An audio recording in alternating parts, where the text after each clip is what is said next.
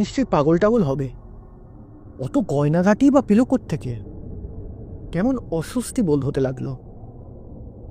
লণ্ঠন হাতে বারান্দা থেকে হলে ঢুকলেন। নিচের তলাটা বরং ভালো, একটা তক্তপোষে বসে বসেই রাত কাটানো যাবে। পকেট চাপড়ে দেখলেন অশরীরী খুনে লোমহর্ষণ 10 নম্বর খানা দিয়ে দিতে চগুর বাবা ভোলেননি। রাত জেগে এই বইটি পড়ে শেষ করে কাল সকালে আগাগোড়া গল্পখানি বলতে হবে, তবে হবে বাজি জেতা।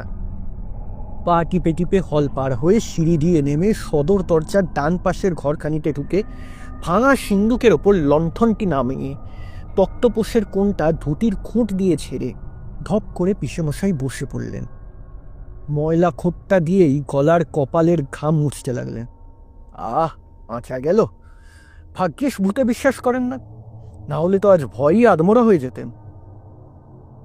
সামনের রংচটা আয়নাটাতে একখানি সাদা ছায়া পড়ল। বুড়ো লোকটি ধীরে ধীরে ঘরে ঢুকে অনুনয়ের স্বরে বললেন, এই দে না বাবা, তোর আর কি কাজে লাগবে বল? যারা দেয় তারা প্রাণ হাতে করে এনে দেয়, না পেলে আমার প্রাণ বেরিয়ে যায় যে। কেন দিচ্ছিস না বাপ?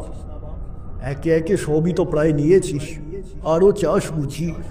তোর প্রাণে কি দয়া মায়া নেই? প্রথম যখন এলি কি ভালো মানুষটাই না ছিলি? আমি উপরের ওই নীল গালচেটাতে বসে সেতার বাজাতাম আর তুই বারান্দায় দাঁড়িয়ে দাঁড়িয়ে হা করে শুনতিস।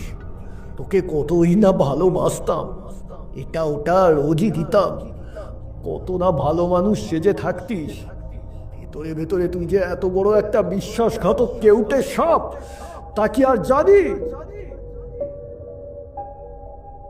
মেজ পিসেমশাই লাফিয়ে উঠে এক হাত সরে গেলেন। বুড়ো লোকটিও খানিকটা এগিয়ে এলেন। রাগে তার দু চোখ লাল হয়ে গেল।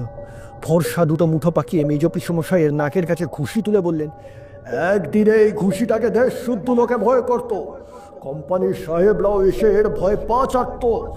এখন পুরো হয়ে গেছি, দুর্বল হয়ে গেছি, তাই আমার বাড়িতে আমার মাইনে খাওয়া চাকর হয়ে তোর এত বড় আস্পর্ধা। তবে এখনো মরিনি, এখনো তোকে এক মুঠো ভরসে। না রে না, কি বাজে কথা বলছি। দিয়ে দে বাবা, দেখ দেখ তোকে তার বদলে কি দেব। এই বলে বুড়ো লোকটি আঙুল থেকে হীরের আংটিখানি খুলে মেজ পিসেমশাইয়ের দিকে বাড়িয়ে দিলেন। মরিয়া হয়ে পিসেমশাই এদিক ওদিক তাকালেন। কি যে দেবেন ভেবেই না পেয়ে পকেটে হাত দিতেই গোলাপি বিড়ির প্যাকেট দুটোর ওপর হাত পড়ল। তাই বের করে বুড়োর হাতে দিয়ে দিলেন। সত্যি দিলি? বাঁচালি বাবা।